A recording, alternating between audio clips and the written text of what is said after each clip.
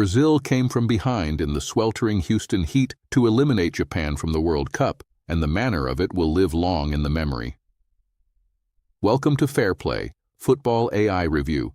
This was a round of 32 knockout fixture at the 2026 FIFA World Cup, played at NRG Stadium in Houston before 68,777 fans in 35-degree heat. For Brazil, a group stage victory over Scotland, a draw with Morocco, and a win over Haiti had delivered 7 points and top spot. They arrived as heavy favorites. For Japan, a draw with Sweden and a win over Tunisia had been enough to reach the last 32. But Hajime Moriyasu's side knew they were stepping into the fire against the Seleção. The pre-match narrative centered largely on Ancelotti's selection decisions. Lucas Paquetá was named in the starting 11 but was clearly carrying a knock, while Vinicius Jr. had been in sparkling form throughout the group stage, joint top scorer in the tournament with 4 goals. Japan came in without an obvious absentee crisis, but the scale of the challenge was never in doubt. Brazil's XG across the group phase had been comfortably the highest in their section, and Moriyasu's side had only topped the charts themselves by conceding late in tight group games. The structural battle in the early exchanges was revealing.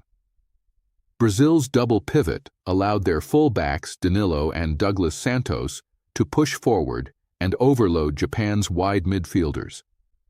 That width forced Japan's shape to stretch, creating pockets in the half spaces where Paquetá and Ryan could operate. But Japan's discipline was exceptional in those first 20 minutes, Sano and Kamada tracking tightly, refusing to allow Brazil to build rhythm through the lines. Brazil had the lion's share of territory early. 69% possession across the full 90 minutes would tell that story.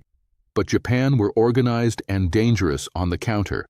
The opening exchanges were Brazil probing patiently without yet finding the key, while Japan sat in their structure, conserved energy in the brutal heat, and waited for their moment. That moment arrived in the 29th minute, and it was born from a gift. Danilo was loose with a pass in the Brazil half, and Kaishu Sano intercepted on halfway. The Mainz midfielder had the composure to carry the ball, power past Casemiro's attempted recovery, and drive a low shot from outside the box that beat Alisson Becker at his near post. A quick VAR review confirmed the goal. Japan led at the NRG Stadium, and the crowd fell momentarily silent. Brazil's response in the remainder of the first half was persistent, but ultimately imprecise. Vinicius Jr. was a constant threat down the left, registering a string of attempts throughout the half, while Matheus Cunha worked tirelessly as a target. The Seleção created openings, but Japan's goalkeeper Zion Suzuki was alert, and the Brazilian forwards were guilty of overcomplicating their final decisions when simpler choices might have unlocked the defense. Daichi Kamada collected a yellow card on the stroke of half-time for a cynical foul on Bruno Guimarães as Brazil attempted to build on the counter, stopping what could have been a dangerous breakout. It was a calculated booking and it would have consequences. Moriyasu would need to manage Kamada carefully in the second half. Brazil went in trailing and with work to do. The halftime dressing room brought an immediate change from Ancelotti. Endrick replaced Lucas Paquetá, who came off with a left ankle injury sustained during the first period. It was not a tactical choice, it was enforced, but bringing on the teenage prodigy added raw energy and directness to a side that had been too patient. The tone of Brazil's second half would be markedly different. Brazil came out with greater urgency and directness after the break, and the equalizer arrived 11 minutes into the half. Gabriel Magalhães drove forward down the left channel and delivered a cross to the back post. Casemiro, arriving late and unmarked in the area, guided a firm header past Zion Suzuki. It was a striker's finish from a holding midfielder, and it rewarded Brazil's persistence. The score was 1 apiece, and the momentum had shifted dramatically. The double substitution at the 66th minute from both sides was the tactical hinge point of the match. Ancelotti sent on Gabriel Martinelli for Matheus Cunha, adding pace and directness on the left. Moriyasu responded in kind, replacing the tireless Ritsu Doan with Yukinari Sugawara and taking off the booked Kato Nakamura for Junosuke Suzuki, looking to shore up defensively and protect the shape that had held firm for so long.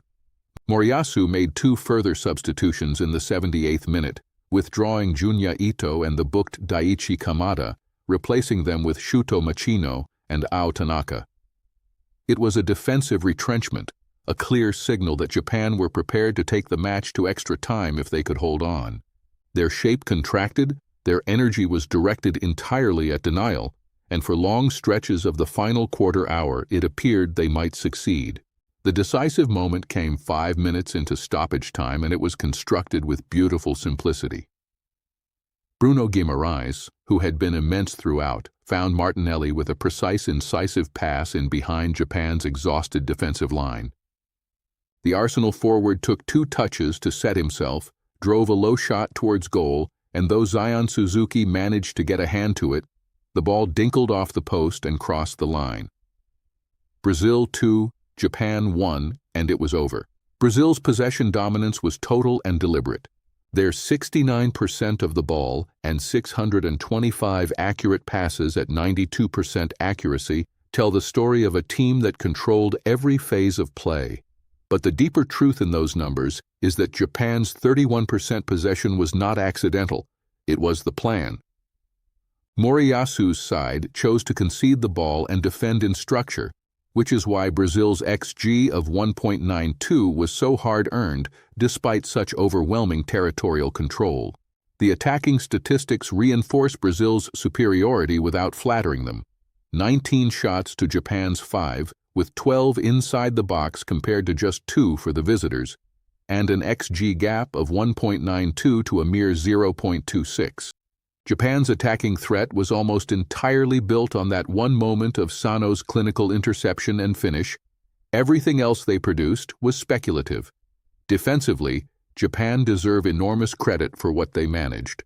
Zion Suzuki made 4 saves, some of them crucial, and Japan's backline of Tomiyasu, Taniguchi, Hiroki Ito, and the converted central defenders held their shape for long periods with genuine discipline.